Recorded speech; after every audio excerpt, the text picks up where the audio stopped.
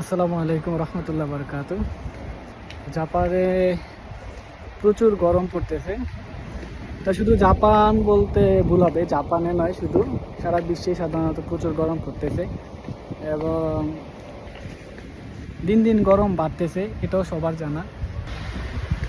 তো আমি এখন যেখানে আছি, আপনার এই পরিবেশ দেখলে বাংলাদেশের হচ্ছে ধানমন্ডি লেকের কথা মনে পড়ে।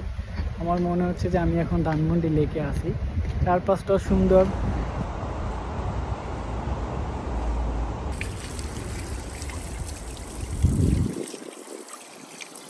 এখানে পানির সিস্টেম করা হয়েছে, যারা হাত পাও দিতে চায় হয়তো পারবে।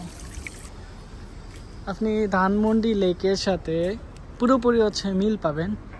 হ্যাঁ, পাশে যেমন হচ্ছে গাছপালা, পরিবেশ, আপনার মনে হতে পারে আপনি ধানমন্ডি লেকে চলে আসছেন। জায়গাটা হচ্ছে জাপানের কানাগাওয়া প্রিফেকচারের হিনোদেচু স্টেশন। হিনোদেচু স্টেশনের কাছে হচ্ছে এই পরিবেশটা আপনি পাবেন। খালের চারপাশে সাধারণত যে গাছগুলা দেখতে পাচ্ছেন, এই গাছগুলা সাধারণত সাকুরা গাছ।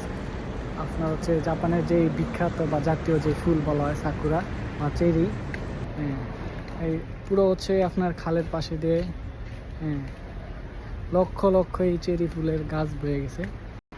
যখন জাপানের চেরি ফুল বা সাকুরা ফুটে, তখন লক্ষ লক্ষ মানুষ এই খাল পাড়ে আসে দেখার জন্য।